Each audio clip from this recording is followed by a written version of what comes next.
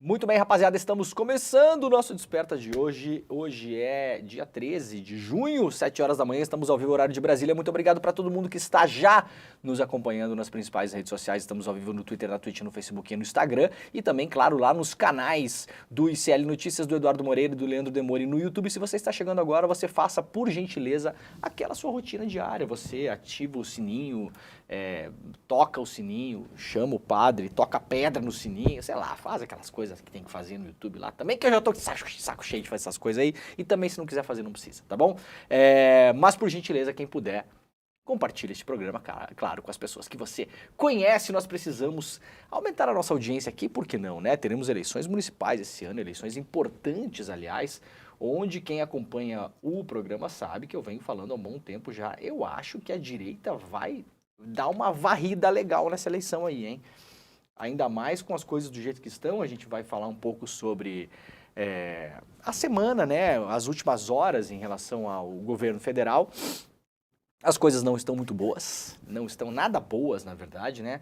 Há um ataque coordenado aí de várias áreas, a gente vai colocar aqui também, explicar um pouco os motivos. Tem a ver também, claro, com o calendário em Brasília. Nós temos festa junina. Isso é importante para os parlamentares, principalmente os parlamentares das regiões Norte e Nordeste, que se ausentam nesse tempo, né? Depois tem um recesso parlamentar, depois tem eleições municipais e logo depois a gente vai engatar aí a cobertura das eleições à presidência da Câmara e do Senado. Então é de fato um semestre, esse primeiro semestre, que está acabando muito curto. Então, assim, tudo aquilo que a gente poderia ver em doses homeopáticas de loucura no nosso dia a dia, a gente está tomando agora em doses cavalares. É por isso que vocês estão vendo tanta pauta bomba, tanta maluquice, tanto retrocesso sendo condensado nessas últimas semanas, tá? Porque a gente vai ter um calendário complicado do parlamento daqui para frente, daqui a pouquinho falaremos nisso. Mas, por gentileza, compartilhe esse programa para a gente ter a nossa audiência mais espraiada, como diria o ex-governador do Rio Grande do Sul, Olívio Dutra, né? Gente, olha só, muito bom dia para quem está nos acompanhando na TVT.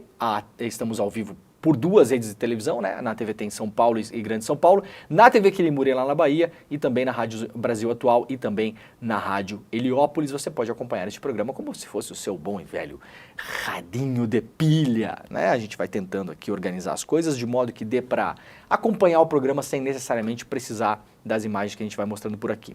Beleza? Olha só, gente, antes da gente cair nas notícias, eu estou em São Paulo, esse aqui é o nosso estúdio, mega estúdio do Desperta em São Paulo, né, Vitinho? Nosso mega estúdio gigantesco aqui. Estamos aqui roubando o estúdio, na verdade, da Gabi Varela, porque aqui é o estúdio, esse estúdio é dela e do Rolê também, né? Mas o Rolê a gente não conta como programa da casa, né? O Rolê, ele é um hobby, né? Ele é um programete, né? Isso, É assim, é que a gente não tinha o que fazer com o William De Luca. Ele ficava atrapalhando o almoço das pessoas e o pessoal não queria mais almoçar com ele e colocaram um programa para ele na hora do almoço, tá? Essa é a verdade sobre o Rolê. Aliás, estarei participando do Rolê na segunda-feira, aqui dos estúdios, diretamente de São Paulo. Estou aqui porque, claro, amanhã começa o nosso mega evento Despertar Empreendedor em São Paulo, no Vibra Hall em São Paulo. Estamos esperando aí mais de 3.000 pessoas já confirmadas. A gente vai lotar a principal casa de shows do Brasil. Os ingressos já estão esgotados, né, Vitinho? Não tem mais ingresso para vender, é isso? Não podemos mais anunciar ingressos? Não tem mais ingresso. Então, quem não comprou vai ter que esperar o próximo, né? Que deve acontecer quando, Vitinho? Sabe-se lá Deus quando, né? Se o mundo não se acabar, vai ter um próximo, né? Sem dúvida terá um próximo. Então, começa amanhã, serão 3 dias. Se você quiser acompanhar o evento, não conseguiu ir. Aliás, eu quero mandar um grande abraço aqui. Ontem, quando eu pousei lá em Guarulhos, o motora do busão, né, que pega os passageiros lá, grande fã do ICL, ele ficou me olhando assim, Vitinho, porque eu fico, quando eu desço do busão, no busão eu chego, eu fico bem na frente ali, né? Aliás, é uma dica que eu vou dar aqui, quando você vai descer do avião, Vitinho, e tem ônibus, não adianta você descer correndo, você vai ficar por último para sair do ônibus depois, né? É uma questão física, né? Então você fica lá na frente do lado do motora. Aí o motora ficou me olhando e pensei, ih, vai mandar eu sair daqui, né? Ficou olhando para mim, olhou para minha mochila e tal.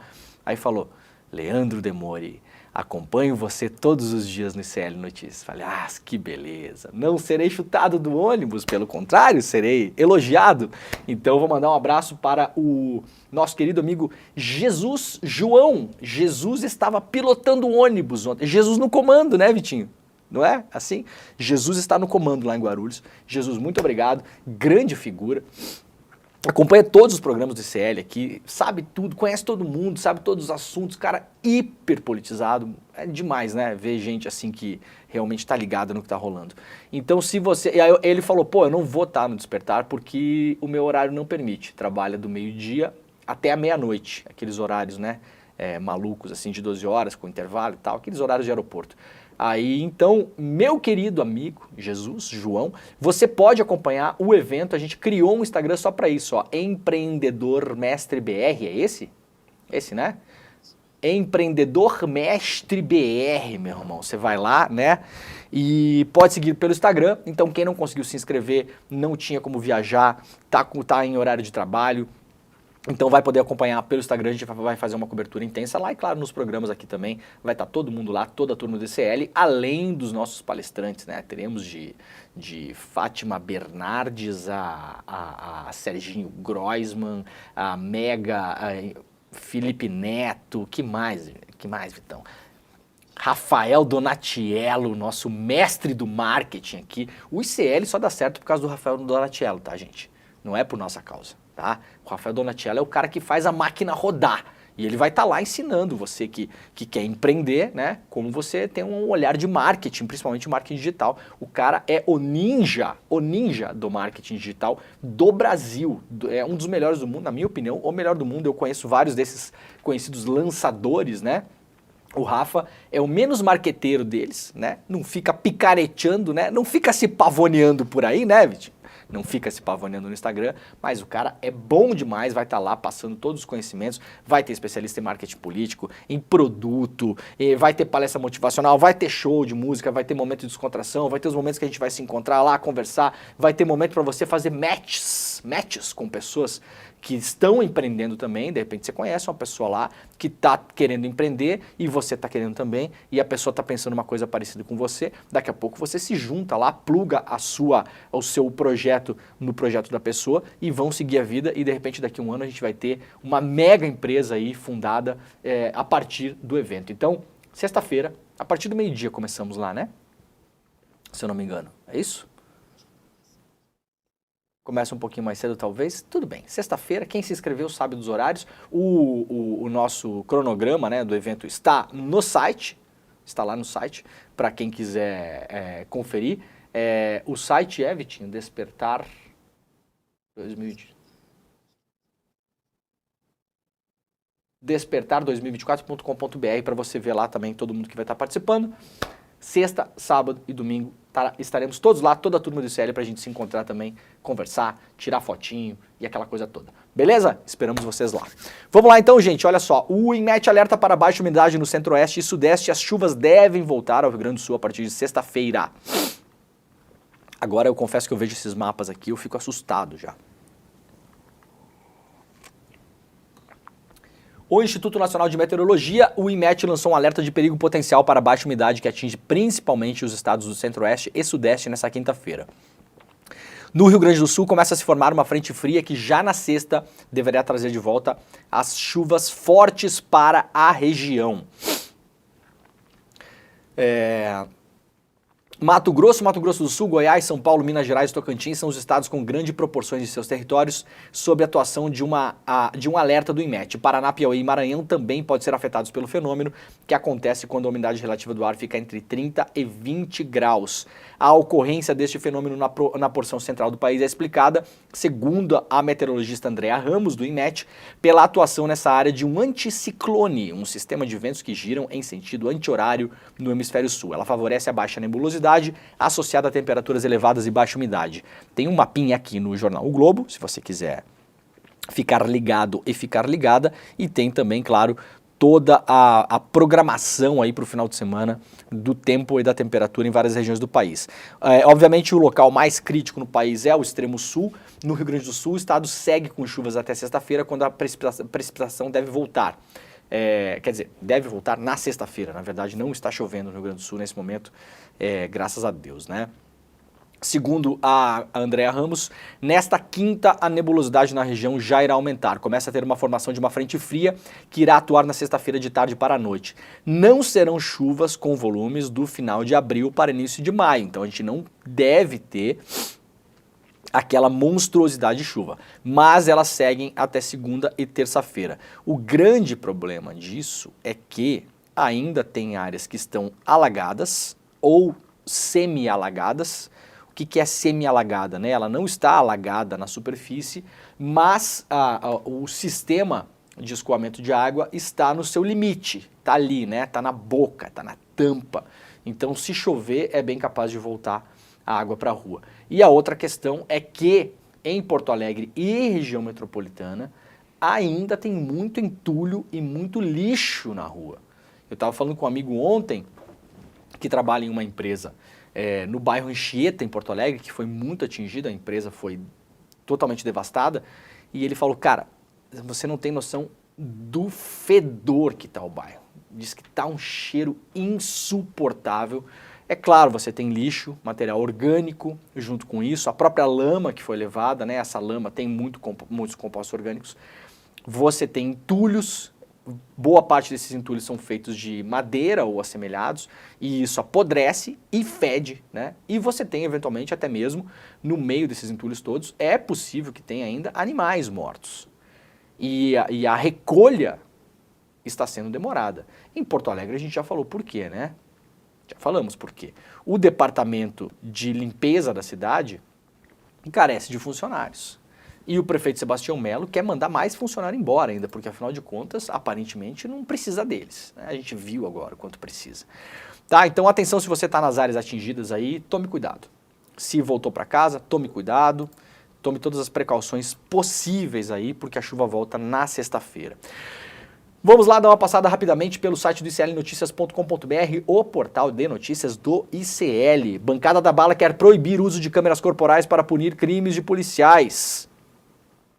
Um projeto de lei apresentado pelo deputado federal Capitão Augusto, ex-coordenador e hoje tesoureiro da Bancada da Bala, quer proibir que imagens de câmeras corporais sejam usadas na justiça como provas de crimes cometidos por policiais em serviço. O argumento do projeto é que o equipamento obriga um policial que comete crimes a produzir provas contra si mesmo. Segundo o texto, as imagens só poderiam ser utilizadas para treinamento e aprimoramento dos procedimentos operacionais dos agentes de segurança e fiscalização interna e controle administrativo das ações policiais, deixando a punição de delitos cometidos pelos agentes exclusivamente a cargo das próprias corporações policiais. Há um ataque, obviamente, coordenado em relação às câmeras. Boa parte das corporações policiais é contra o uso de câmeras, sabemos por quê. O governador Tarcísio tentou passar uma ideia de que os policiais poderiam ter autonomia para ligar e desligar as câmeras quando quisessem. Beleza, né? E agora temos um parlamentar fazendo lobby para que esses materiais não possam ser usados em processos judiciais contra os policiais. O Supremo Tribunal Federal já decidiu essa semana que São Paulo vai ter que seguir tocando a música que toca todo mundo, ou seja, as câmeras são ligadas sim e porque sim, né? Agora vamos ver se esse negócio vai andar adiante aqui, mais uma coisa para o STF resolver, e isso vai aumentando o desgaste do STF em relação à população brasileira. Esse é o objetivo, quem acompanha o programa sabe, a gente já falou 1 milhão de vezes sobre isso. Vamos lá. Gente, o projeto que equipara apenas por aborto a homicídio avançou na Câmara, viu? O plenário da Câmara aprovou na quarta-feira um requerimento de urgência de um projeto que pune o aborto em nova votação relâmpago. O senhor Arthur Lira não citou o número do requerimento que estava sendo apreciado e, após anunciar que ele tinha sido aprovado, nem mesmo os parlamentares haviam entendido se o tema tinha sido votado ou não. Virou várzea, né? A urgência foi aprovada de forma simbólica quando não há contabilização dos votos, com registros contrários de PSOL, PCdoB e PT, únicos partidos que se opuseram a essa ideia. A urgência acelera a tramitação de uma proposta na Câmara, já que ela segue direto ao plenário, sem passar pela análise das comissões temáticas. Os deputados ainda terão que analisar o mérito do texto. Segundo um parlamentar que acompanhou as negociações, isso deverá ocorrer já na próxima semana. A proposta altera o Código Penal e equipara as penas de aborto realizados após as 22 semanas de gestação às penas previstas por homicídio simples.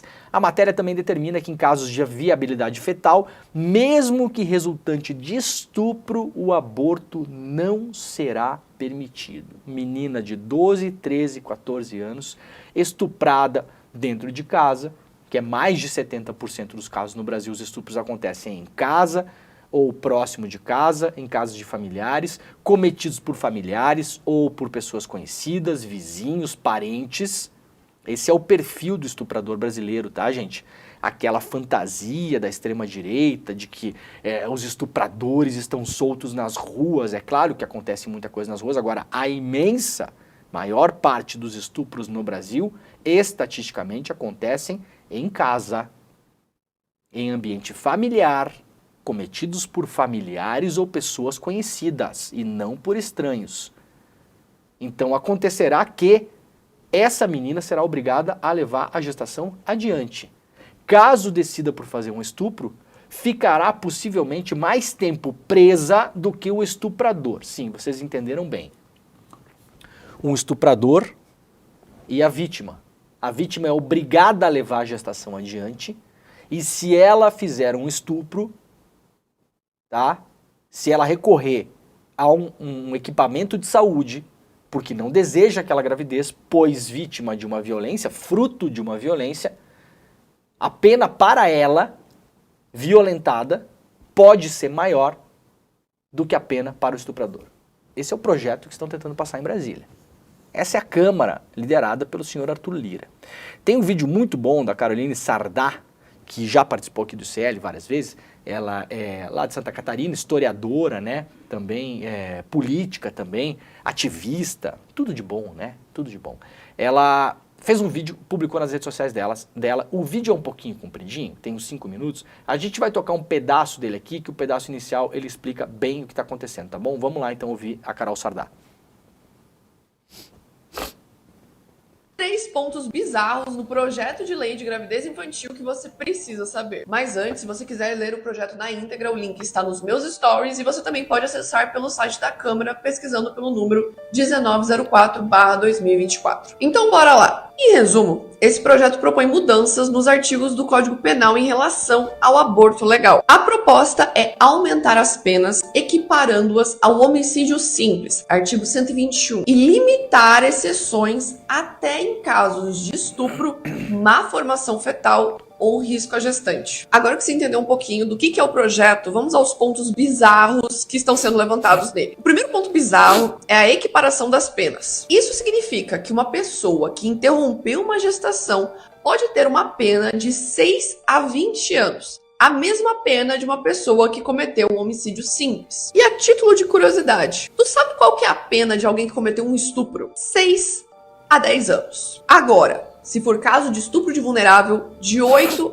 a 15 anos. Então, se esse projeto de lei for sancionado e a pessoa que for vítima de estupro abortar, a pena será de 6 a 20 anos. A vítima de estupro poderá ter uma pena maior do que do seu estuprador. E se isso já te deixou indignado, é porque eu ainda não te falei o segundo ponto bizarro nesse projeto de lei. O segundo ponto é a limitação das exceções legais. Ou seja, mesmo em caso de estupro, o projeto restringe o aborto após as 22 semanas de gestação. No entanto, a maioria das pessoas não sabe que o aborto geralmente acontece nas primeiras semanas de gestação. E os que ocorrem após as 22 semanas de gestação são casos raros e muito baixos, e que geralmente só acontecem por conta de situações complexas, como abuso infantil ou o diagnóstico tardio de anomalias fetais graves. Então, uma criança, por exemplo, que sofreu uma violência sexual,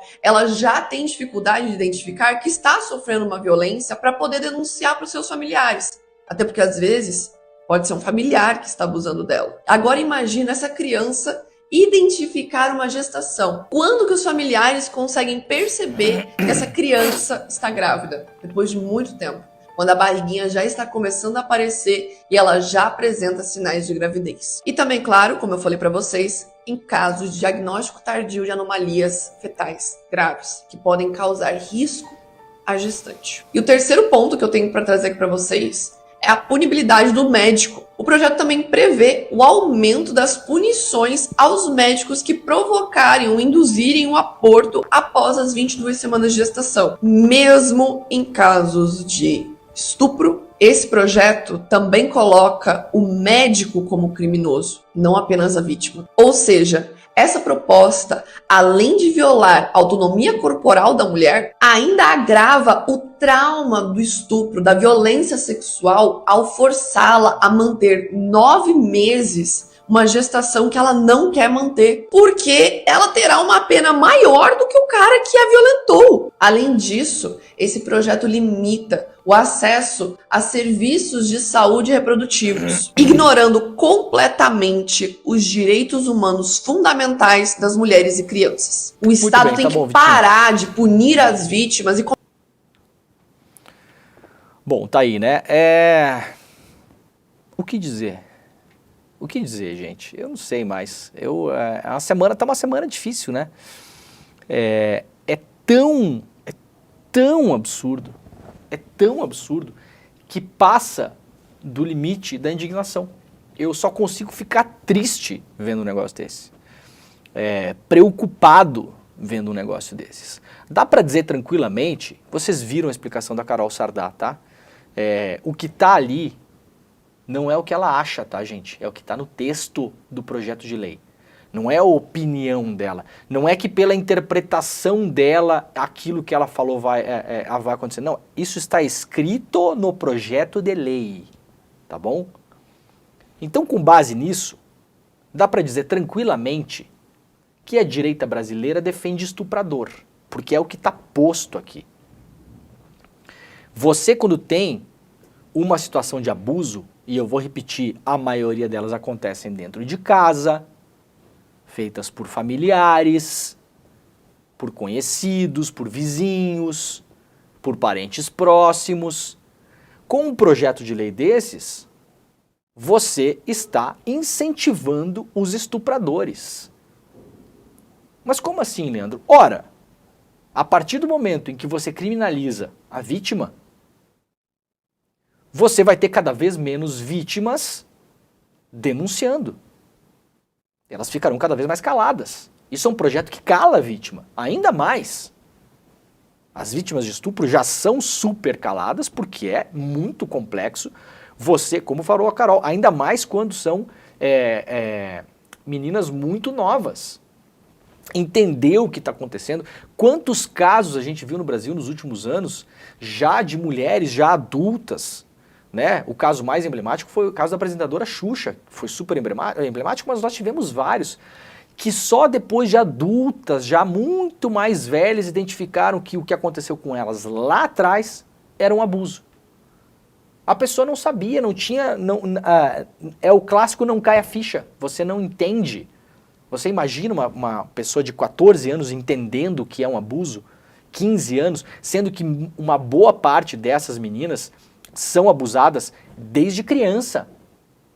São casos muito comuns, muito correntes no Brasil. Não é que o abusador esperou ela ficar mais velha para abusar. Muitas são abusadas desde criança, desde 5 anos, 6 anos, 7 anos. E passam a infância inteira sendo abusadas dentro de casa. E aí nós temos aí um projeto de lei para colocar essas pessoas na cadeia. É isso que está em debate na Câmara hoje. Esse é o Brasil que a gente está vendo. É triste, né? É um negócio que passa da indignação. Quem puder, por gentileza, engaje-se aí nas redes sociais. Muita gente fala que rede social não adianta, não sei o que. Adianta sim, gente. Pressão popular adianta sim. Adianta. Quando a gente pressiona e amassa, os caras recuam. Tá? Se tem uma coisa que político tem medo é povo, gente. Aprende isso. Não cai no lero-lero de que rede social não adianta nada, de que o que você faz é ativismo de sofá, tá? Quem fala isso não sabe, não tem a menor ideia de como funciona a dinâmica da política no Brasil e no mundo. Se não funcionasse, a extrema-direita não investiria bilhões de dólares, como investe no mundo inteiro, em rede social. Né? Não seja idiota, tá bom? Não fala bobagem. É claro que funciona, é evidente que funciona. Então engaje-se aí, tem votações para fazer, dá para protestar aí pela internet, se você não puder ir para rua, não quiser ir para rua, não quiser se expor, muita gente não quer. A gente não tem rua no Brasil hoje de todo modo, né? Não está acontecendo isso, mas pressiona, fale sobre isso. Isso aqui não pode passar, gente, isso aqui é um absurdo. E de novo vai cair no STF, e de novo o STF vai falar pela milésima vez, isso aqui é inconstitucional. Não vai passar. Mas é um ano de campanha eleitoral e aí é claro que esse discurso vai ser levado para as bases, sobretudo as bases ultra-evangélicas, ultra-religiosas, né? Para depois falar, viram, o STF joga contra o Brasil, a gente aqui queria não sei o que e não funcionou. Claro que eles não vão explicar como a Carol Sardá explicou, né? Vão explicar do jeito diferente. Eu sugiro que vocês leiam lá a coluna da Cristiana Fibe, lá no UOL, deputados homens estão decidindo nos criminalizar por aborto, que explica exatamente isso que a gente está falando aqui. A Cris Fibe é colunista do UOL e ela coloca aqui o número do projeto de lei, tudo, né, os detalhes um pouco mais detalhado para vocês poderem entender também o que está acontecendo. Tarcísio autoriza a licitação para privatizar a gestão de escolas em São Paulo. Depois do Paraná, lá vem o Tarcísio descendo a ladeira. O governador de São Paulo autorizou a abertura de licitação para a concessão de serviços administrativos e de manutenção à iniciativa privada de 33 escolas da rede estadual, com previsão para atender 35 mil alunos do ensino fundamental e médio. As empresas ficarão responsáveis por construção de unidades, serviço de limpeza, manutenção predial de equipamentos, alimentação, jardinagem, vigilância e portaria. Já a área pedagógica deverá seguir sob os cuidados da Secretaria de Educação Estadual.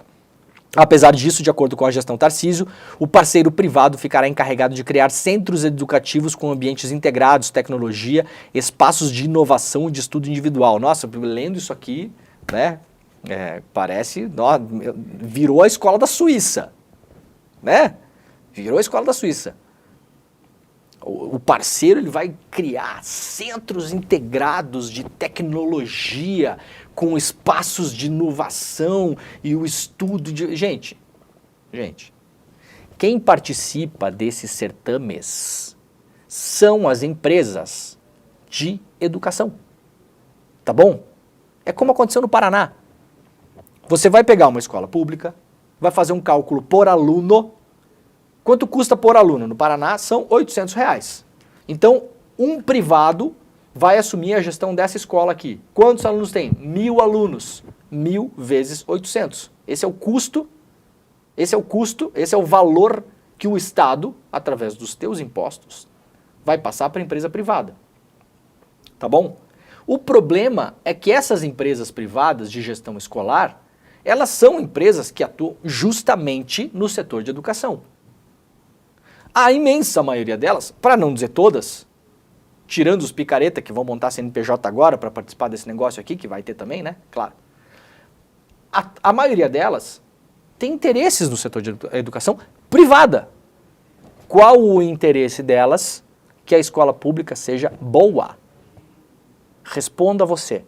Isso é igual o que acontece no Brasil em relação à segurança privada, que virou uma febre no Brasil a partir dos anos 90, né? Eu tenho idade para lembrar disso. Antes disso não existia, só a gente muito rica tinha segurança privada no Brasil, né? Alarme em casa, não sei o quê. Hoje em dia tá espalhado por aí. Quem é que começou a montar a empresa de segurança privada, gente, no Brasil? No geral, no Brasil inteiro.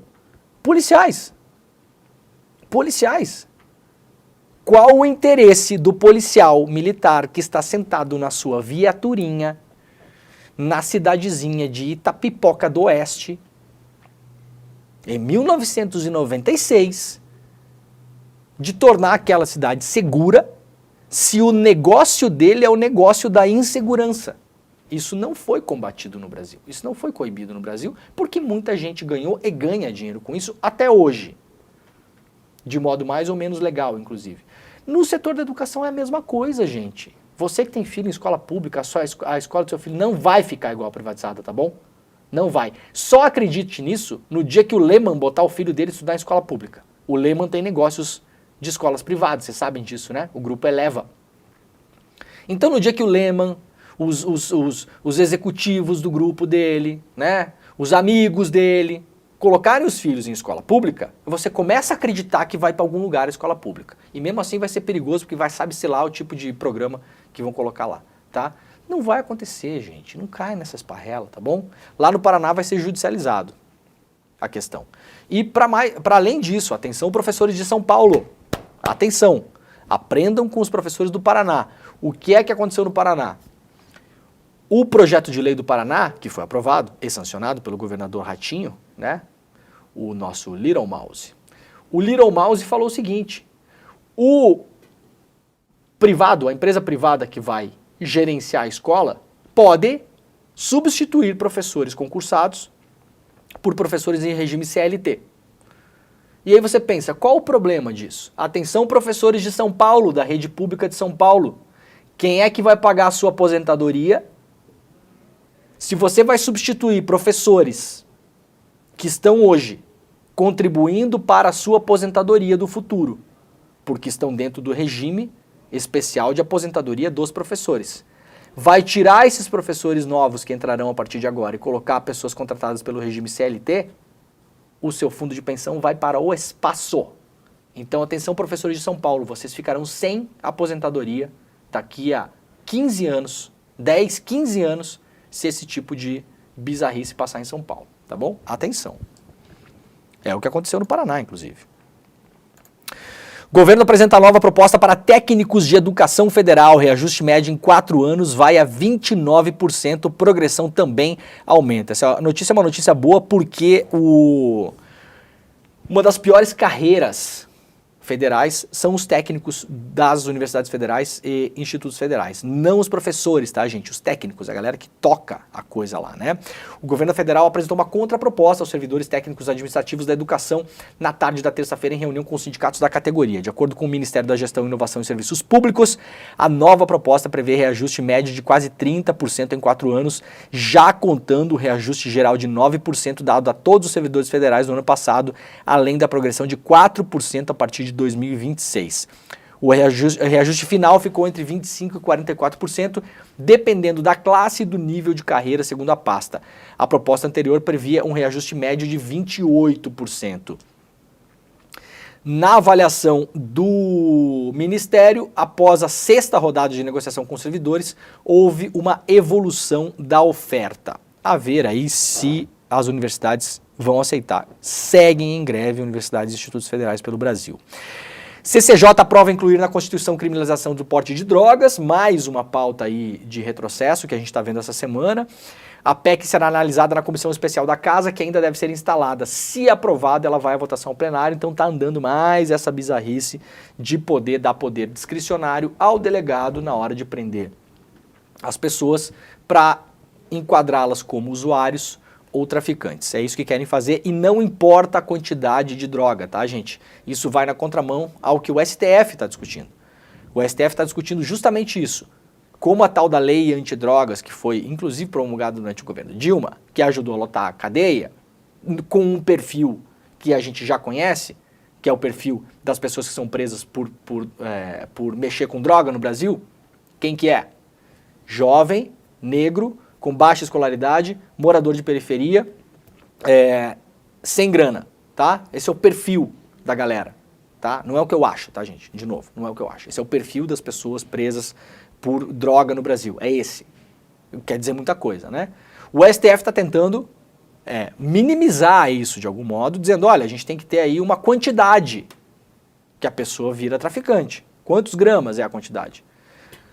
O Congresso está indo para cima disso e quer eliminar a quantidade e continuar deixando, na opinião do delegado, conforme as circunstâncias, enquadrar como tráfico ou usuário. Quais são as circunstâncias, gente?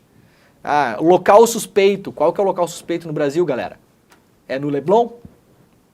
É o local suspeito? Na verdade né? É em Ipanema o local suspeito? Na verdade é em Ipanema o local suspeito, né? Do grande crime do Brasil, os locais suspeitos são esses mesmo. É nos Jardins o local suspeito? Não, né? O senhor delegado não vai considerar esses lugares.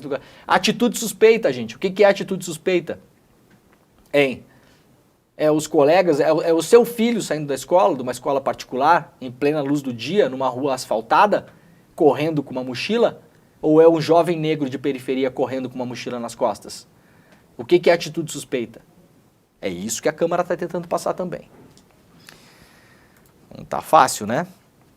Olha aqui uma notícia importante, após matérias do ICL aqui, nossas matérias, a concessionária do aeroporto do Rio Grande do Sul, de Porto Alegre, reduziu o valor pleiteado ao governo. A Fraport afirmou na semana retrasada, numa entrevista de contenção de danos que foi feita lá na Rádio Gaúcha, né? Porque a gente começou aqui a dar aquela tradicional macetada, né? Na Fraport, porque afinal de contas o aeroporto foi alagado, a Fraport simplesmente cruzou os braços, não fez nada. Teve que ir uns 4, 5 trator lá de gente que plantar arroz para drenar o aeroporto, porque a empresa alemã não fez nada.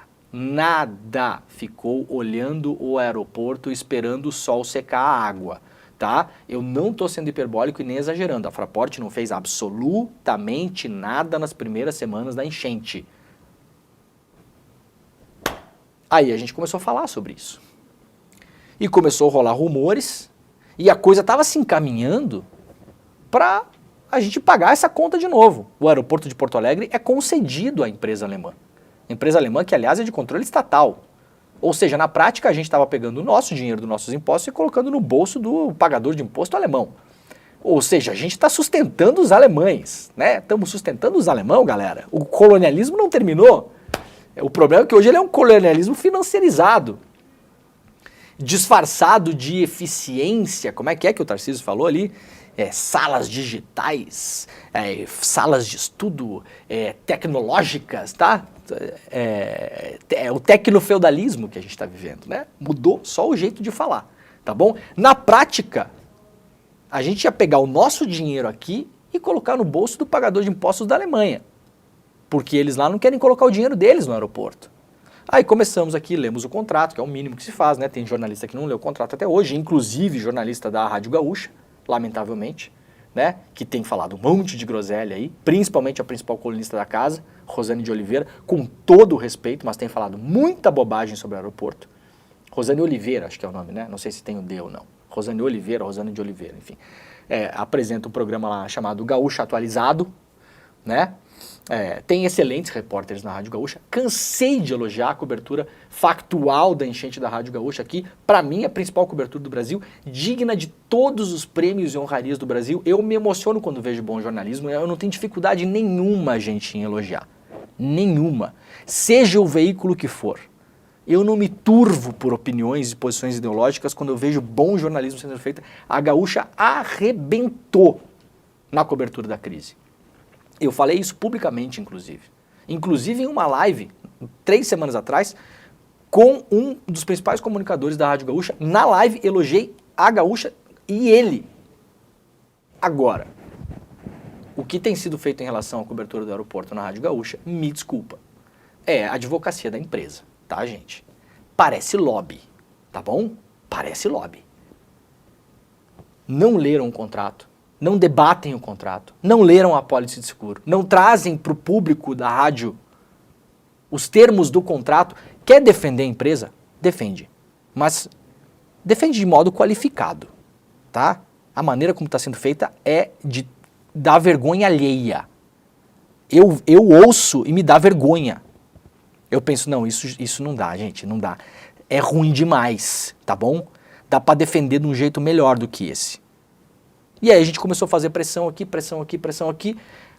Apareceu uma presidenta da Fraport, que ninguém nunca tinha visto. Ninguém nem sabia nem quem era.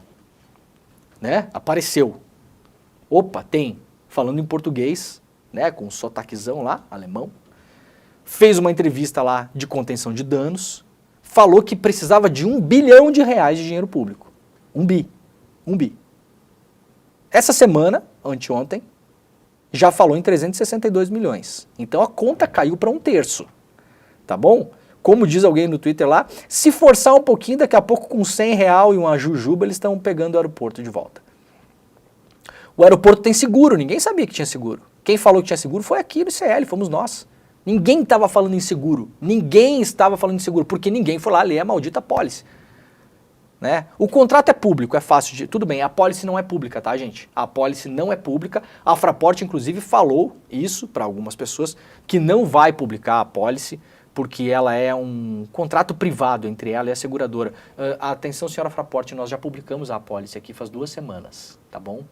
Porque nós obtivemos o acesso, como diz a jornalista, né? Nós obtivemos o acesso, Fraport, e já publicamos a apólice. Não é mais novidade, já mostramos inclusive o boleto de pagamento de março. Espero que vocês tenham pago, aliás, o seguro, né? Porque a gente mostrou o boleto aqui, eu não sei se foi pago, tá? Tava lá, botamos o boleto, tudo. Tem seguro, 130 milhões. Então você faz aí 362 menos 130, você vai começando a chegar numa continha um pouco mais razoável. Se tiver que botar dinheiro público, gente, o governo pode botar. Mas vai fazer com um contrato na mesa, com o seguro colocando dinheiro, com conversa com a Fraport. Não vai, não deve, na minha opinião, botar dinheiro na conta da empresa alemã. Então pega a Infraero, que tem competência. A Infraero, que aliás construiu o aeroporto Salgado Filho. A Infraero é uma das principais construtoras de aeroportos do mundo. Qualquer aeroporto grande no Brasil, grandes e pequenos, que você já pousou, foi construído pela Infraero, meus camaradas. Entendeu? Congonhas, Guarulhos, as pessoas estão atrapalhando meu programa aqui na porta. Eu acho que deve ser o William De Luca, daqui a pouquinho eu vou pegar ele. Congonhas, Guarulhos, Santos Dumont, Salgado Filho. Quem fez? Infraero, empresa pública. Quem gerenciava? Infraero. Quem tem a maior expertise no Brasil para gerenciamento de aeroportos? Não são essas empresas, gente, é a Infraero. Então o governo pode contratar a Infraero. O governo vai lá, contrata a Infraero vai lá, analisa, vê quais são os custos reais. A Infraero está sujeita aos controles todos do Estado, enquanto a empresa privada não está. Vocês acham que tem menos corrupção na empresa privada? Não é que tem menos corrupção na empresa privada, gente, é porque a empresa privada não está sujeita aos controles. Vocês acham que quem é mais controlado no Brasil, Fraport ou Infraero? Infraero tem TCU em cima, tem Controladoria Geral da União, tem, se precisar fazer investigação, vai Polícia Federal, vai tudo pra cima. Tudo. Burocracias 1000, às vezes inclusive exageradas, que foram criadas na paranoia anticorrupção e aí acabam provando, né, a profecia autorrealizável que o Estado é incompetente. Claro, tem que assinar 6 montanhas de papel para fazer um negócio no Estado brasileiro, ultra burocratizado, pela paranoia do combate à corrupção, né? Então, o Estado que contrate a Infraero vai lá, aliás, quem é que está avaliando os estragos no aeroporto agora? A Infraero. Por que a Fraport não está avaliando? Não tem competência técnica? Não quer gastar com isso? O Estado já está botando dinheiro no aeroporto Salgado Filho, através do serviço da Infraero, que a Fraport não está pagando por eles, deveria pagar. Vocês entendem? A Infraero é uma empresa, gente. A Infraero é uma empresa, é como se fosse a Petrobras. Entendeu? Uma empresa. A Infraero está trabalhando de graça para a Fraport nesse momento. Está lá trabalhando, avaliando, né? Agora tem que drenar o subsolo da pista. Eu apurei isso ontem, tem que ser uma drenagem controlada, você não pode ir lá e secar ela de uma hora para outra, senão a pista vai rachar as suas subcamadas, que chama, né? Tem uma camada de terra que é compactada, depois tem uma camada de asfalto, de concreto, depois tem uma camada de asfalto. É complexo uma pista, porque ela precisa aguentar a pressão dos aviões. E essa pista ela foi pressionada por toneladas de água que estavam em cima dela. E agora você tem que drenar ela por baixo também, porque ela está alagada no subsolo também. Você tem que fazer uma drenagem controlada para ela assentar aos poucos e não causar mais danos. Quem tem a expertise de fazer isso no Brasil, meus camaradas, a Infraero. A Infraero tem uma universidade para formação de técnicos em pouso, decolagem, construção, reforma, tudo. Tudo, tá bom? Gente, a Infraero é melhor que a Fraport, tá? Tá bom? Para gerenciar os aeroportos brasileiros. Então, vamos com calma nessa história. Eu acho que a gente já conseguiu poupar um dinheiro público aí, tá? Com o trabalho do ICL aqui. Já deu para dar uma poupada legal, né? Se não rolar esse 1 bilhão aí, opa, já resolveu bem. Agora são 362. Bom, mas tem 130 de seguro, que só não é maior porque a Fraport também não contratou um seguro maior. Isso aí foi um negócio privado que ela fez com uma seguradora privada. O poder concedente, que somos nós, sociedade civil, nós não nos envolvemos com isso. A única coisa que nós obrigamos a Fraport em relação ao Salgado Filho era que ela tinha que ter seguro. Quem escolheu qual seguro ter, que coberturas teria, quanto custaria o seguro e quanto eu receberia em caso de acidentes como esse, né? Foi a empresa alemã. Quem disse que era o único seguro disponível? Quem disse que não poderia ser mais o pagamento, além de 130 milhões? Isso depende. Seguro, você sabe como é, né, gente? Se você paga mais, você tem mais. Ah, quer seguro pro farol do carro? Custa mais tanto, tem o farol. Ah, tem espelho, tem não sei o quê, né?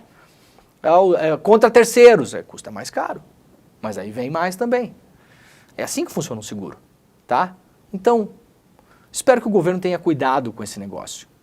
Nós não estamos lidando com amadores. Essa empresa alemã, ela gerencia diversos aeroportos no mundo. Ela é uma empresa multinacional gigantesca, controlada pelo Estado alemão. Ela não é uma empresinha de fundo de quintal, é uma empresa que tem os melhores, que se desejar contratar, tem dinheiro para ter os melhores advogados, marqueteiros, negociadores, lobistas. A gente não está negociando com amadores, gente. Não é a tiazinha aquela que foi dar entrevista, que é a presidente, que pode ser meio fofinha porque fala aquele português com sotaque alemão. Não se enganem, tá? Não se enganem. A gente está lidando com gente que sabe exatamente o que está fazendo. Já está jogando 5 rodadas na frente. Não vamos cair de bobo nesse negócio, não. Eu vejo as pessoas comentarem, às vezes, parece que está negociando com a padaria do tio, né? Ah, mas aí o Estado, porque senão a Fraport não tem dinheiro. Gente, parou, tá? Parou. Não, vocês parecem meio bobos aos olhos da Fraport quando falam essas coisas, tá? O pessoal da Fraport que sabe exatamente o que está fazendo, ele lê e fala, nossa, um otário útil aqui. Vamos alimentar este idiota útil, esse político aqui, esse idiota útil aqui. Vem cá. William De Lucas está aqui? Vem cá. Não, o pessoal, ó, o Vitão tá dizendo pra você não entrar. Olha aqui. Segunda-feira, parece que você tem um programa, né? Perto do meio-dia. Ouvi dizer. Como é que é o nome? Rolê CL. Ah, Rolê CL. Já? É, eu não conheço, mas eu vou lá conhecer, viu? Segunda-feira a gente tá junto lá. E prometeu no ar, hein? Mua! Bom programa. Valeu, a gente se vê depois. Mas tá indo daqui a pouco. Sim, senhor. Muito bem. Seguimos aqui, gente? Seguimos aqui. Bom, eu publiquei algumas coisas no meu Twitter, dá uma olhada lá se você quiser entender mais, né? Tô publicando com uns títulos grandões assim também. O pessoal do turismo no Rio Grande do Sul tá fulo da vida com a Fraport, né? Porque o Rio Grande do Sul recebe, todos os anos, milhões de turistas. Em 2023, só a cidade de Gramado recebeu 8 milhões de turistas. A imensa maioria chega pelo aeroporto Salgado Filho. As pessoas nem ficam em Porto Alegre, elas chegam no aeroporto, embarcam em ônibus e sobem a serra. 1h30 depois estão em Gramado. Esse turismo nesse momento acabou. Esquece Natal Luz, principal data de Gramado, acabou Natal Luz. Região da uva e do vinho, acabou a uva e vinho. Essa galera toda está pressionando para que o governo tome atitudes para, por exemplo, colocar mais voos no aeroporto de Caxias. A operação do aeroporto de Caxias hoje não tem condições técnicas de descer muito mais voos do que está descendo. Não tem, o pessoal não consegue fazer, gente.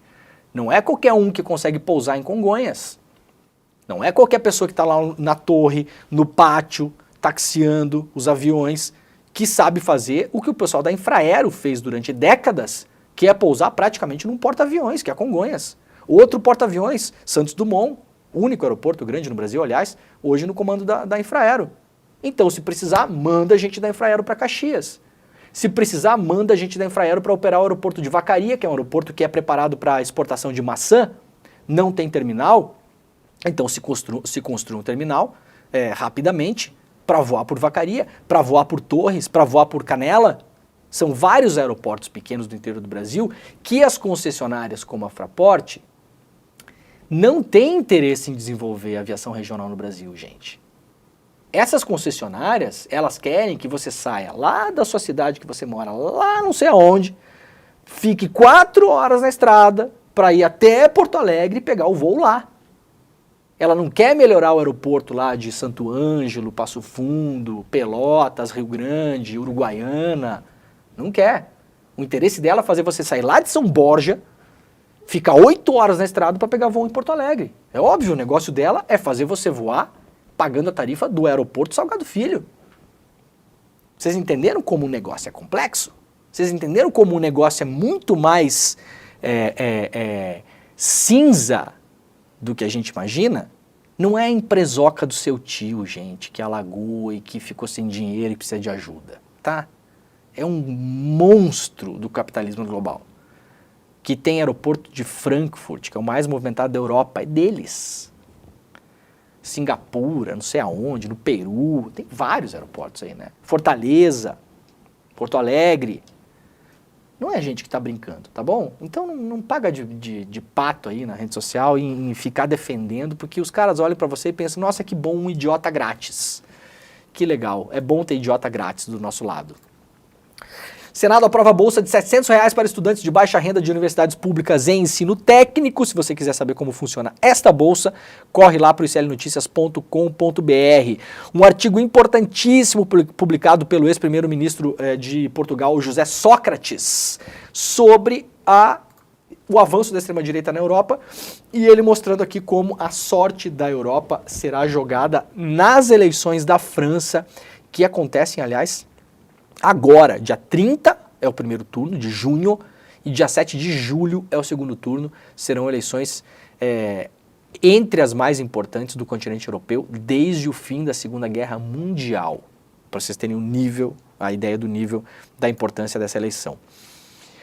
Senado na Argentina aprovou o pacote de Milei após tenso confronto e ampla negociação. A lei de bases reduzida volta para análise da Câmara, onde já havia recebido luz verde e com maioria confortável, com vários cortes e tensões aqui. Vai piorar muito, muito, muito a vida dos argentinos, pelo menos no curto prazo. A expectativa do governo Milei, claro, é que as pessoas fiquem sem comer agora, para poder comer no futuro. Essa é a venda neoliberal que está sendo feita, né? A gente não viu isso funcionar em lugar nenhum do mundo.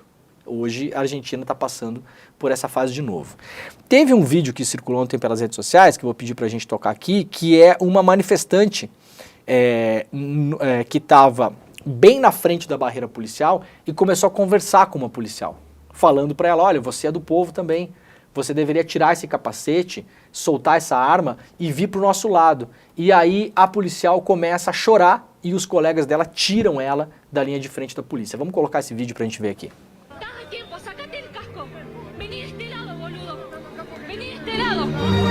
Vení de este lado, porque acá nunca te vamos a empujar como te están haciendo, para que vos des la jeta, para que a vos te peguen. No, nosotros, el pueblo nunca hace eso. El pueblo te respalda, loco. El pueblo te defiende y estás llorando. Y me doy cuenta, se te caen las lágrimas, boludo. No seas así. Acá puede estar tu hijo, tus nietos, tu mamá. No seas boludo. No seas boludo.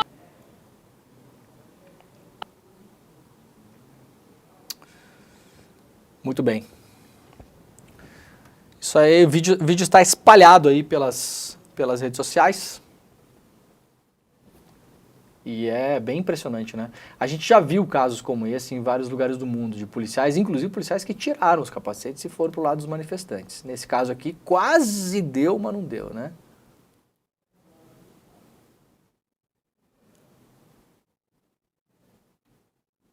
Tá bom. Obrigado, gente. Olha, o presidente Lula está na Europa. Lula diz aqui na coluna do Jamil Chad que democracias correm risco e defende ação conjunta. Ele afirmou nessa quinta-feira na Suíça que as democracias correm risco e que é hora de se preservar o sistema contra políticos que vivem na base da construção de mentiras. A viagem do presidente brasileiro, que começou hoje, ocorre no momento em que a Europa vive um terremoto político com o avanço da extrema-direita em uma crise política na França e na Alemanha. O Lula desembarcou às 6h24 do horário europeu em Genebra. A UOL, fontes do alto escalão do governo confirmam que Lula está preocupado e que vai levar o tema aos debates com líderes esta semana. Depois de uma parada em Genebra para uma discussão na Organização Internacional do Trabalho, ele segue para a cúpula do G7 na Itália e também deve levar preocupações sobre o avanço da extrema-direita naquele país. Lembrando que a premier da Itália hoje, Giorgia Meloni, é uma política de extrema-direita, mas ela é uma extrema-direita meio Tarcísio, assim, sabe? Ela não quer parecer de extrema-direita, né? A extrema-direita mais desavergonhada na Itália, que é organizada politicamente, é o partido Lega Nord, o partido Liga do Norte, cujo líder máximo é o Matteo Salvini, que aliás se encontrou fora da agenda dia desses na Itália com o prefeito Nunes de São Paulo, né? Não sabemos até hoje o que o Nunes foi fazer lá, conversar com o Matteo Salvini. Gente, para acabar hoje aqui o programa, daqui a pouquinho eu tô lá no ICL Notícias primeira edição, a gente se vê lá. Uma notícia me chamou a atenção aqui no UOL ontem, né? Assim, tá um bombardeio midiático contra o governo, tá? É importante vocês saberem disso, né? Eu tenho lá minhas dúvidas se o governo está entendendo o que está acontecendo.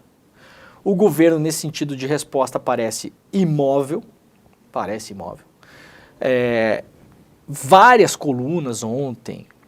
Para vocês terem uma ideia, o G1, que é o portal das organizações Globo, chegou a colocar na sua capa o editorial do jornal O Globo, falando do Haddad, né? Falando bem aqui não era.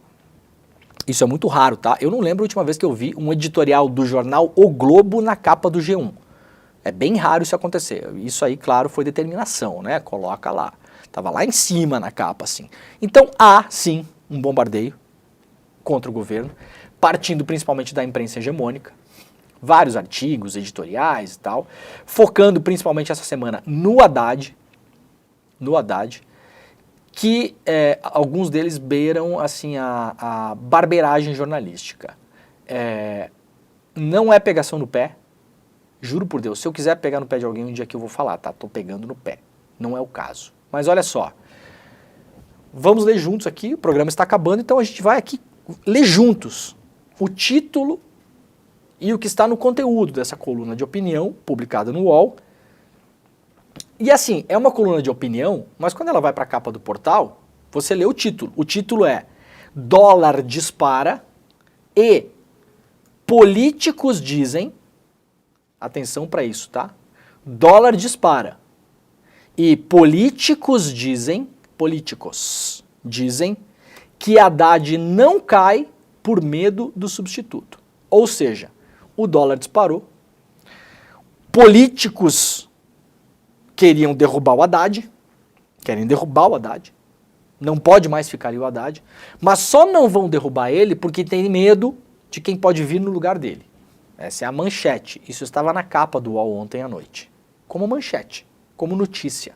O cidadão comum, ele não vai lá entender que é opinião, não sei o que, ele vai lá e lê, isso aqui é uma matéria para ele, chama matéria as pessoas. A pessoa lê uma coluna de opinião e fala, legal essa matéria, tá bom? É assim, eu tô brincando, mas é assim que funciona mesmo. O brasileiro não tem literatura de imprensa, não sabe diferenciar uma coluna, uma matéria, uma reportagem, não sabe, um artigo, uma análise, não sabe, gente. Para a pessoa é tudo a mesma coisa. Isso aqui a pessoa chama de manchete, isso aqui é uma matéria.